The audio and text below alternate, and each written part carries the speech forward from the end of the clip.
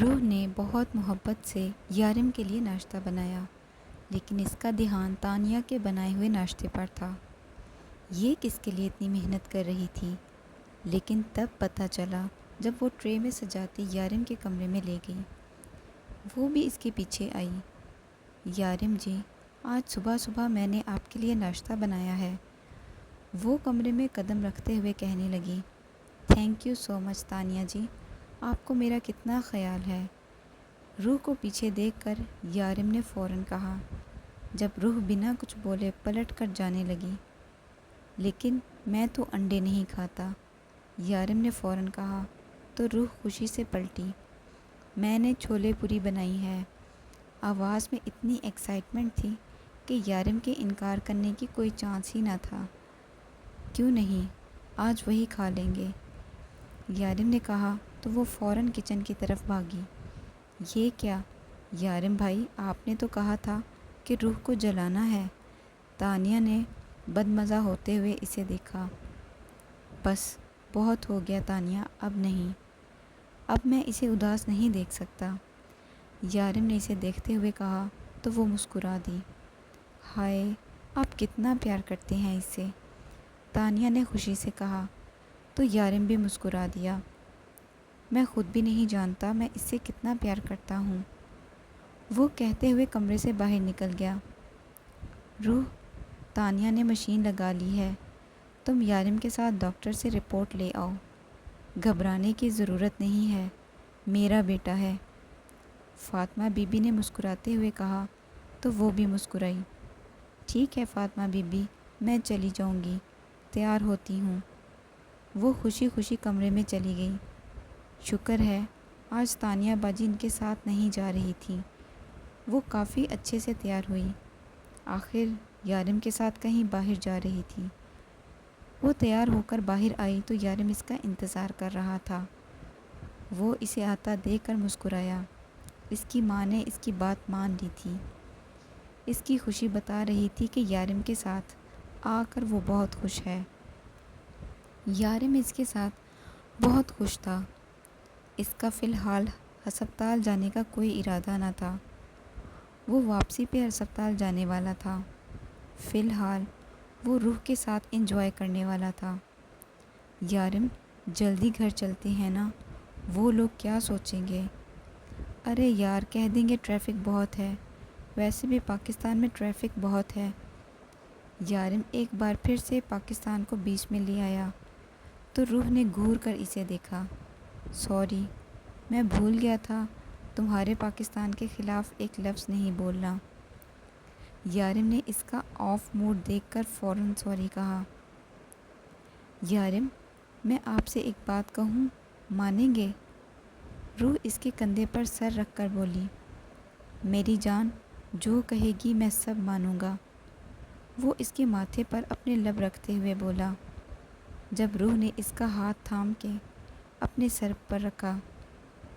یارم، قسم کھائیں کہ آج کے بعد آپ کسی کی جان نہیں لیں گے، وہ اتنے یقین سے کہہ رہی تھی کہ یارم چاہ کر بھی انکار نہ کر پایا۔ روح، میں کوئی غلط کام نہیں کرتا، اس نے یقین دلانا چاہا۔ میں جانتی ہوں یارم، پھر بھی آپ کسی کی جان نہیں لیں گے، قسم کھائیں۔ یارم نے کچھ سوچتے ہوئے ہاں میں گردن ہلائی، اور اب اس کا ارادہ سیدھا ہسپتال جانے کا تھا۔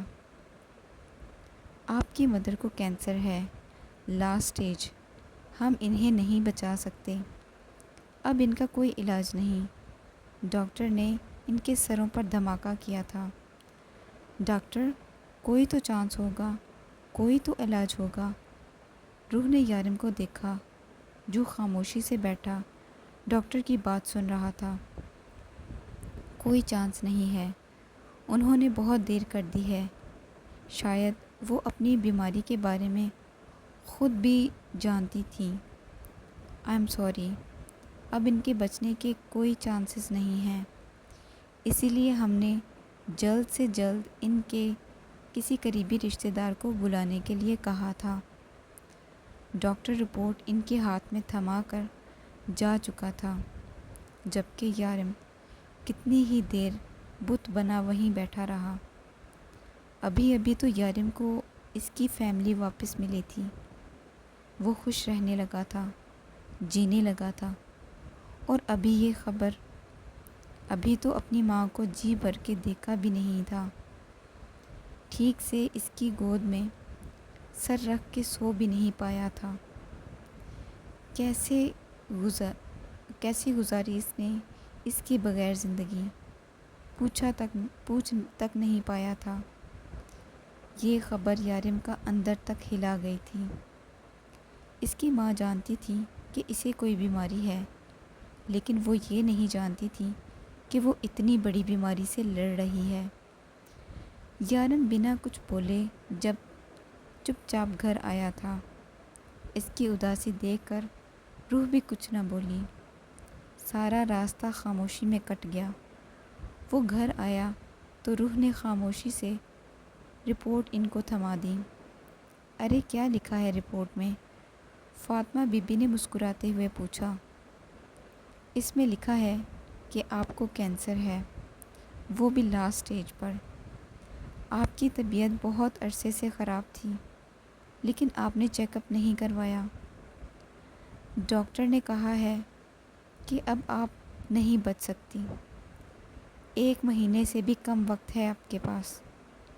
ڈاکٹر نے کہا ہے کینسر ایسی بیماری ہے جو شروع ہوتے ہی اپنا سائیڈ ایفیکٹ دکھانے لگتی ہے۔ ڈاکٹر کا کہنا ہے کہ آپ کو اندازہ تھا کہ آپ کو کوئی بیماری ہے، لیکن آپ نے اپنا علاج نہیں کروایا۔ کیا آپ مجھے بتانا پسند کریں گی کہ آپ نے مجھے کیوں نہیں بتایا اس بارے میں؟ فائل کو ایک سائڈ پر پٹکتا وہ ان سے پوچھنے لگا۔ یارم، یہ ذرا سی بات نہیں ہے یہ امی، آپ مرنے والی ہیں، 1 مہینے تک نہیں ہے، 1 مہینے تک کا وقت ہے آپ کے پاس۔ آپ کا کینسر لاسٹ سٹیج پر پہنچ چکا ہے، نہیں بچ سکتی آپ، اور آپ کو لگتا ہے یہ معمولی بات ہے؟ وہ اتنی اونچی آواز میں دھاڑا کہ روح کام کر رہ گئی۔ یارم بیٹا، تم بات تو سنو میری۔ فاطمہ بی بی نے کچھ کہنا چاہا، جب یارم نے اپنا ہاتھ اٹھا کر انہیں خاموش رہنے کا اشارہ کیا اور بنا کچھ کہے اندر چلا گیا۔ یارم تو یہاں کیا کر رہا ہے؟ باہر چل، میں نے تیری پسند کی بریانی بنائی ہے، آج میں تجھے اپنے ہاتھوں سے کھلاؤں گی، جس طرح سے بچپن میں کھلاتی تھی۔ بہت ضدی تھا تو، اب بھی بہت ضدی ہے، لیکن تیرے بچپن میں تیری ماں کی چلتی تھی، تو جب بھی ضد کرتا تھا میں 2 لگا کے تیرا منہ بند کر دیتی تھی۔ فاطمہ بی بی ہنستی ہوئی اس کے قریب بیٹھی، جو بیڈ سے ٹیک لگائے زمین پر بیٹھا تھا۔ آپ نے مجھے کیوں نہیں بتایا کہ آپ کو کوئی بیماری ہے؟ وہ بنا ان کی طرف دیکھے بولا۔ میں بالکل ٹھیک ہوں یارم، بس میرا وقت پورا ہو گیا ہے، اور یہ بیماری، یہ تو بس ایک بہانہ ہے۔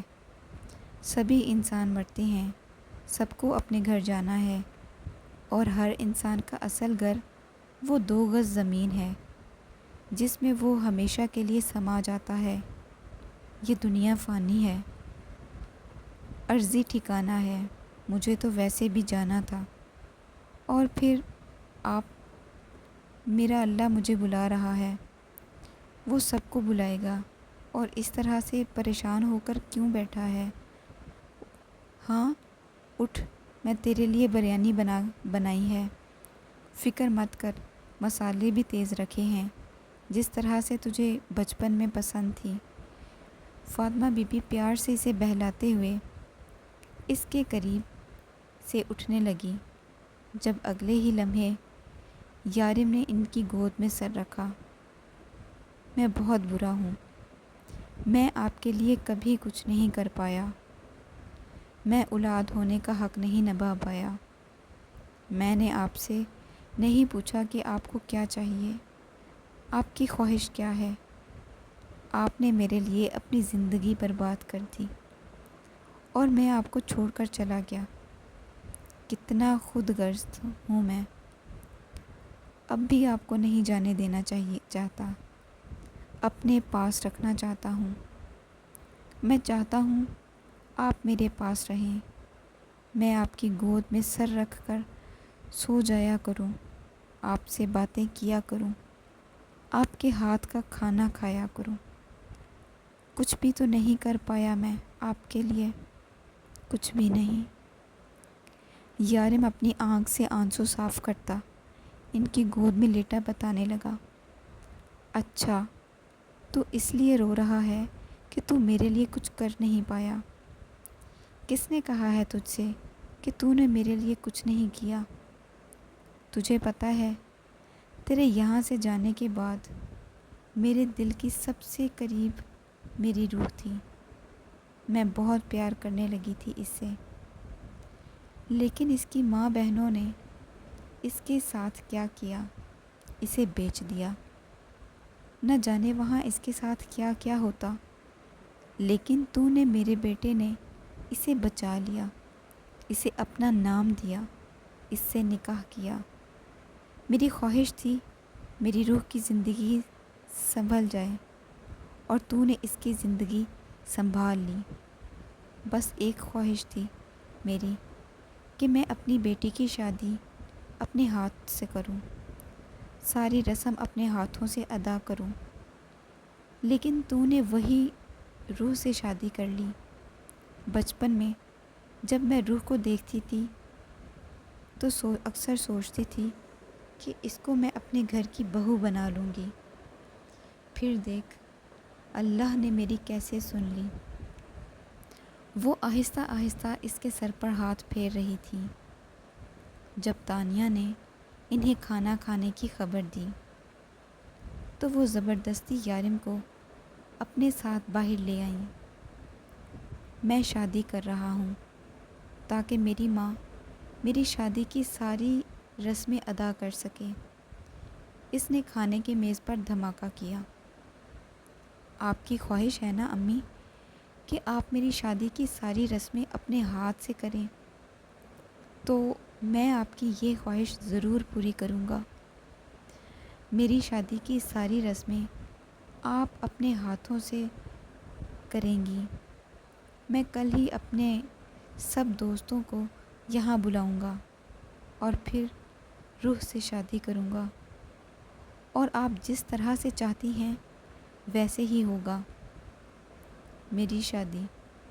یارم نے فاطمہ بی بی سے کہا تھا جبکہ روح اسے دیکھ رہی تھی، تو کیا وہ انہیں سب کچھ بتا چکا ہے؟ فاطمہ بی بی نے مسکراتے ہوئے ہاں میں گردن ہلائی۔ وہ ڈاکٹر کہتا ہے آپ کے پاس بہت کم وقت ہے، شاید 1 مہینے سے بھی کم، اور میں اس 1 مہینے میں آپ کی ساری خواہش پوری کروں گا، وہ جو میں نہیں کر سکا۔ یارم نے اپنی آنکھ میں آیا آنسو گرنے سے پہلے ہی صاف کر دیا۔ ہاں لیکن میری ایک اور خواہش بھی ہے کہ شادی دھوم دھام سے ہو، اس میں بالکل بھی کوئی اداس نہ ہو، سب کچھ خوشی خوشی ہو، اور میرا بیٹا بہت خوش ہو، کیونکہ اگر دلہا اداس ہو گیا تو میں پھر اداس ہو جاؤں گی۔ میں اداسی سے سب کو چھوڑ کر نہیں جانا چاہتی یارم، میں تم سب کو ہنستے مسکراتے ہوئے چھوڑ کر جانا چاہتی ہوں۔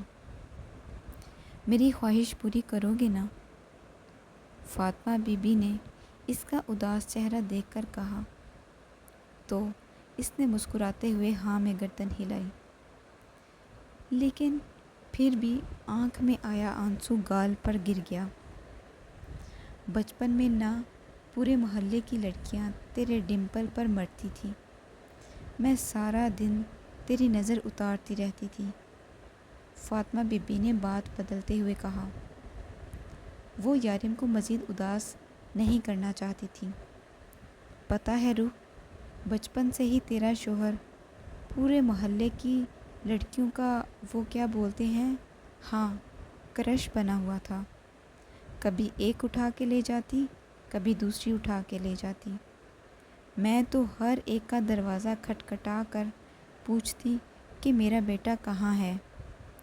کبھی ایک کے گھر پر ملتا تو کبھی دوسرے کے گھر۔ فاطمہ بی بی مسکرا کر اسے بتانے لگی۔ انہوں نے یارم سے شادی کی وجہ پوچھی اور نہ ہی روح کے سامنے اس بات کا اظہار کیا کہ وہ اس بارے میں سب کچھ جانتی ہیں۔ 2 دن بعد خضر، شارف، لیلی، معصومہ، شونو سب لوگ پاکستان پہنچ چکے تھے۔ فاطمہ بی بی جس طرح سے کہہ رہی تھی تیاری بالکل اسی طرح سے ہو رہی تھی۔ یارم ان کے سامنے مسکراتا لیکن تنہائی میں اداس رہتا۔ اس کی اداسی کی وجہ ہر کوئی جانتا تھا۔ فاطمہ بی بی جانتی تھی کہ اس کی مسکراہٹ صرف انہی کے سامنے ہے، لیکن اس معاملے میں وہ کچھ نہیں کر سکتی تھی۔ یہ اللہ کا فیصلہ تھا اور اب انہیں کوئی نہیں بچا سکتا تھا۔ ان کی طبیعت بہت عرصے سے خراب تھی۔ سب کچھ جاننے کے باوجود بھی وہ کبھی ڈاکٹر کے پاس نہ گئی۔ وہ جانتی تھی انہیں کوئی بڑی بیماری ہے۔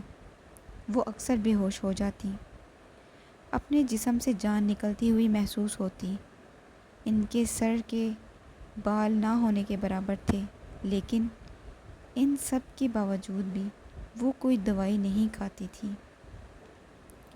لیکن اب یارم انہیں زبردستی میڈیسن دینے لگا تھا، اور کسی کی مانے نہ مانے، لیکن یارم کے ہاتھ کی باتیں ہمیشہ مان لیتی تھی۔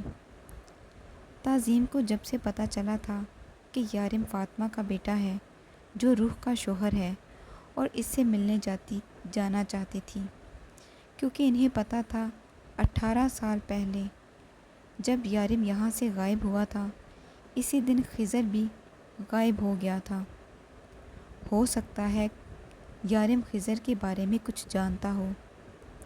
اگر ایسا ہوا تو ان کے پاس یہ آخری موقع ہوگا اپنی غلطی کو سدھارنے کا۔ وہ اپنی ساری غلطیاں سدھارنا چاہتی تھی، یہاں تک کہ روح سے مل کر اسے معافی مانگنا چاہتی تھی۔ لیکن ماریہ انہیں کہیں جانے ہی نہیں دے رہی تھی۔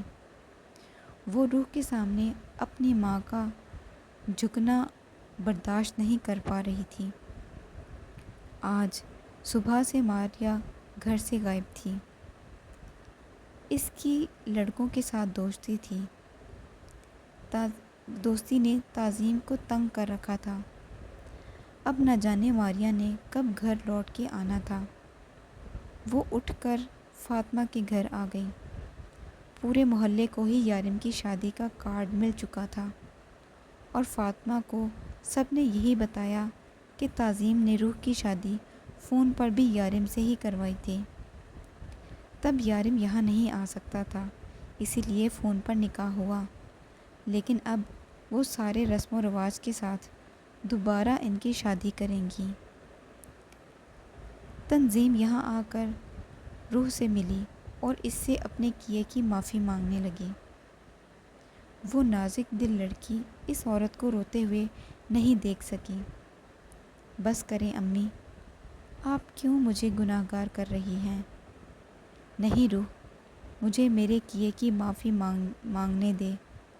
میں نے تیرے ساتھ بہت برا سلوک کیا، دن رات تجھے مارتی پیٹتی رہی، جانوروں کی طرح تجھ سے کام لیتی رہی اپنی بیٹیوں کے لیے، اور ان بیٹیوں نے میرے ساتھ کیا کیا؟ مجھے کہیں منہ دکھانے کے لائق نہیں چھوڑا۔ بس تو مجھے معاف کر دے روح، میں تو تجھ سے معافی مانگنے کے بھی قابل نہیں ہوں۔ وہ روتے ہوئے بولی، امی میں نے آپ کو معاف کیا، پلیز آپ رونا بند کریں۔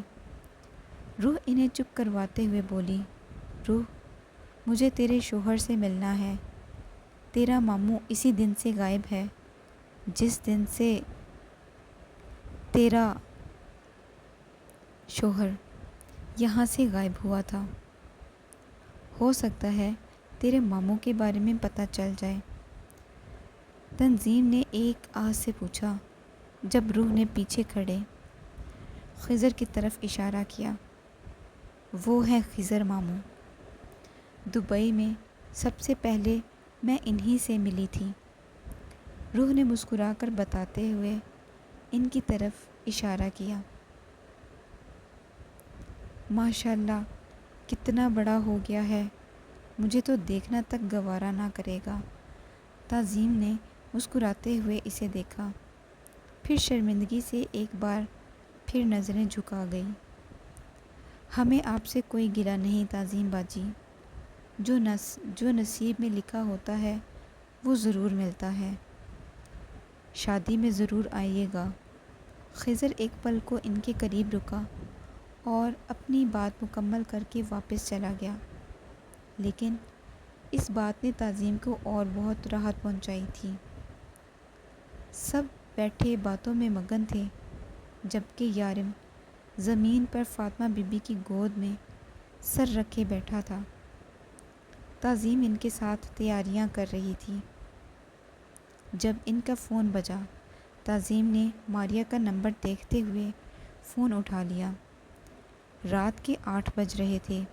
ماریا کی اب تک کوئی خبر نہ تھی۔ وہ اکثر ہی اتنی دیر سے گھر آتی تھی، اسی لیے فاطمہ بی بی نے اتنا دھیان نہ دیا، لیکن آج اس نے انہیں فون کیا تھا۔ فون اٹھاتے ہی انہیں ماریا کی آواز سنائی دی۔ امی مجھے بچا لیں، خدا کے لیے مجھے بچا لیں، یہ آدمی مجھے مار ڈالے گا، پلیز مجھے بچا لیں امی، ماریا چلاتے ہوئے بول رہی تھی، جبکہ تعظیم کھڑی ہو گئی۔ انہیں دیکھتے ہوئے سارے اپنی اپنی جگہ پریشان تھے کہ اچانک ہوا کیا ہے۔ تو کہاں ہے؟ کیا ہوا ہے تجھے؟ بول، بتا مجھے۔ ماریا تو کچھ بول کیوں نہیں رہی؟ بول۔ امی وہ میرے پاس آ رہا ہے، پلیز امی بچا لیں مجھے، امی۔ ایک چیخ کے ساتھ فون بند ہو گیا۔ پتہ نہیں ماریا کو کیا ہوا ہے، بہت چیخ رہی تھی، نہ جانے وہ کہاں ہے، نہ جانے کس حال میں ہوگی میری بیٹی۔ تعظیم روتے ہوئے فاطمہ بی بی کو بتاتے ہوئے باہر کی طرف جانے لگی۔ 1 منٹ مجھے ماریا کا نمبر دیں، ہم اس کا نمبر ٹریس کر کے اس تک پہنچنے کی کوشش کریں گے۔ اللہ سب بہتر کرے گا، آپ پلیز ٹینشن نہ لیں، خضر نے ان کے ہاتھ سے فون لیتے ہوئے کہا۔ تب ہی دروازہ بجا۔ سارم اور عروہ اپنے بچوں کے ساتھ اندر داخل ہوئے۔ اچھا ہوا سارم تم آ گئے، جلدی سے یہ نمبر ٹریس کرو، ہمیں جلدی سے جلدی یہاں تک پہنچنا ہے، ماریا کی جان خطرے میں ہے۔ خضر موبائل سارم کی طرف بڑھانے لگا۔ آپ گھبرائیں نہیں، ماریا کو کچھ نہیں ہوگا۔ شارف نے ان کے کندھے پر ہاتھ رکھتے ہوئے دلاسا دیا، جبکہ وہ بے جان سی وہیں کرسی پر بیٹھ گئی تھی۔ یا اللہ میری بچی کی عزت کی حفاظت کرنا، یا اللہ میں لاکھ گناہ گار سہی، میری بیٹی کی جان بچا لے، یا اللہ میرے گناہوں کی سزا میری بچیوں کو نہ دے۔ تعظیم روتے ہوئے بول رہی تھی۔ تانیہ اور روح اسے سنبھالنے لگی تھی۔ نمبر ٹریس ہو چکا تھا۔ وہ جلد سے جلد اس جگہ پر جا پہنچے جہاں سے انہیں ماریا کی لاسٹ لوکیشن ملی تھی، جبکہ جگہ مکمل ویران تھی۔ یقیناً یہ کوئی زیر تعمیر بلڈنگ تھی۔ لوکیشن تو یہیں کی ہے، لیکن یہاں پر کوئی بھی نہیں ہے، سارم نے کہا۔ سارم پولیس والا بن کے مت سوچ، قاتل بن کے سوچ، ان کی لوکیشن اپنے آپ پتہ چل جائے گی۔ شارف اس کے کندھے پر ہاتھ مارتا آگے بڑھ چکا تھا۔ اب ایک گنڈا مجھے سکھائے گا کہ مجھے کسی کو کیسے بچانا ہے۔ وہ دونوں ہاتھ سامنے باندھے پوچھنے لگا، جبکہ خضر اور یارم انہیں اپنی باتوں میں الجھا دیکھ کر آگے بڑھ چکے تھے۔ یارم، یہ دیکھو، یہ تو کسی لڑکی کا ایئر رنگ ہے، کافی بے دردی سے نوچا گیا ہے۔ اس نے ایئر رنگ پر لگے خون کو دیکھتے ہوئے کہا۔ خون تازہ ہے، مطلب کہ وہ لوگ زیادہ دور نہیں گئے۔ چھوڑ دو مجھے، خدا کے لیے چھوڑ دو، وہ اپنے آپ کو بچاتے ہوئے بولی۔ ایسے کیسے چھوڑ دوں؟ جانے من، یہ اتنا مہنگا فون، اتنے مہنگے کپڑے، یہ پیروں میں پہنی ہوئی سینڈل، یہ بیگ فری میں تو نہیں آیا؟ ہر وقت مجھے چمکا دے کر بھاگ جاتی تھی، آج کیسے بھاگے گی؟ آج تجھے ان سب چیزوں کی قیمت چکانی ہے، بہت خرچہ کر لیا تیرے اوپر۔ تم کہتے تھے کہ تم مجھ سے پیار کرتے ہو، مجھ سے شادی کرو گے، اب تو میرے ساتھ اس طرح سے کر رہے ہو۔ اتنا پیار کرتے تھے تم مجھ سے، تم میرے ساتھ ایسا کیسے کر سکتے ہو؟ تمہیں تمہاری محبت کا واسطہ۔ ماریا روتے ہوئے اسے اپنی محبت کا واسطہ دینے لگی۔ ہاں ہاں ہاں، کون سی محبت؟ یہ سب کچھ تو میں نے تمہیں ایک رات کے لیے پانے کے لیے کیا، اتنا خرچہ کیا تم پر، اتنا کچھ دیا، تو میں اور تم میں سیدھے طریقے سے میرے ہاتھ ہی نہیں آ رہی تھی۔ میں کسی بھی لڑکی کے ساتھ 1 مہینے سے زیادہ وقت نہیں گزارتا، لیکن تمہارے ساتھ کتنے عرصے سے ہوں اور تم مجھے ہی نخرے دکھا رہی ہو۔ کیا تمہاری محبت سچی ہے؟ کیا تم سچ میں مجھ سے پیار کرتی ہو؟ ہاں ہاں ہاں، نہیں، سب جھوٹ ہے۔ کسی غریب سے تو تم لوگوں کو محبت ہوتی ہی نہیں، کیونکہ کوئی غریب تم لوگوں کو یہ ساری چیزیں نہیں دے سکتا نا۔ اگر تم لوگوں کو سچی محبت کی قدر ہوتی نا، پھر کبھی تم مجھ سے شاپنگ کے لیے پیسے نہیں مانگتی۔ اگر تمہیں مجھ سے سچی محبت ہوتی نا تو ماریا، میں اپنے گھر والوں سے چھپ کر مجھ سے بات نہ کرتی۔ جو محبت سچی ہو نا، اس میں ڈر نہیں ہوتا۔ تم جیسی لڑکیوں کو کسی کی محبت کی ضرورت نہیں ہوتی۔ تم لوگوں کو صرف پیسہ چاہیے، اور مجھے تم جیسی لڑکیاں۔ بس اب یہ رونا دھونا بند کرو اور میری اب تک کی ساری عنایتوں کی قیمت چکاؤ۔ یار، یہ تو بہت شور مچا رہی ہے، اس کے ساتھ کھڑے دوسرے آدمی نے کہا۔ کوئی بات نہیں، اس کا منہ میں ابھی بند کرتا ہوں، تیسرا اس کے قریب آتے ہوئے بولا۔ وہ اس کا منہ پکڑ کے زبردستی اپنے قریب کرنے کی کوشش کر رہا تھا، جب ایک زوردار دھکے سے وہ دور جا گرا۔ اس سے پہلے کہ باقی دونوں کو سنبھلنے کا موقع ملتا، خضر اور شارف ان پر ٹوٹ پڑے۔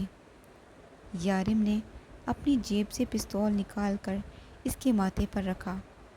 نہیں یارم، تم قانون کو اپنے ہاتھ میں نہیں لے سکتے۔ سارم نے اسے سمجھاتے ہوئے پیچھے کرنا چاہا۔ سارم، ان لوگوں کو جینے کا کوئی حق نہیں۔ جو مرد عورت کی عزت نہیں کر سکتا، میں اسے زندہ نہیں چھوڑوں گا۔ یہ لوگ محبت کے نام پر لڑکیوں کو بیوقوف بناتے ہیں، اور ایسے لوگوں کو جینے کا کوئی حق نہیں۔ اس سے پہلے کہ وہ ٹریگر دباتا، اسے روح کو دی ہوئی قسم یاد آ گئی۔ خضر، میں اسے مارنا چاہتا ہوں، لیکن نہیں مار سکتا۔ وہ سارم کو اگنور کرتا خضر سے بولا۔ تمہاری بانجی مجھے بہت مہنگی پڑ رہی ہے۔ خضر، اس بار وہ چلایا تھا، جب خضر نے اپنا پستول نکال کر زمین پر بیٹھے اس آدمی پر گولی چلا دی۔ اب ٹھیک ہے، ریلیکس، خضر اس کی طرف دیکھتے ہوئے بولا، جبکہ صارم ان کی اس حرکت پر سرد آہ بھر کر رہ گیا اور دوسرے دونوں خوفزدہ نظروں سے ان کی طرف دیکھ رہے تھے۔ پلیز ہمیں جانے دیجیے، ہم نے کچھ نہیں کیا، ہمیں معاف کر دیجیے، ہماری کوئی غلطی نہیں ہے، آج سے ہم کسی لڑکی کی طرف آنکھ اٹھا کر بھی نہیں دیکھیں گے، پلیز ہمیں جانے دیں۔ لڑکے بری طرح روتے ہوئے بول رہے تھے، لیکن جس لڑکی کی طرف دیکھا ہے اس کا حساب تو چکانا ہوگا۔ اس سے پہلے نہ جانے کتنی لڑکیوں کے ساتھ تم یہ حرکت کر چکے ہو، اور ڈیول کے قانون میں اس گناہ کی کوئی معافی نہیں۔ تم لوگ ماریہ کو لے کر یہاں سے نکلو، میں اور خضر تھوڑی دیر میں آتے ہیں۔ اس نے شارف کی طرف اشارہ کیا تو وہ اس کے حکم کی تعمیل کرتا ہوا ماریہ کو لے کر وہاں سے نکل گیا۔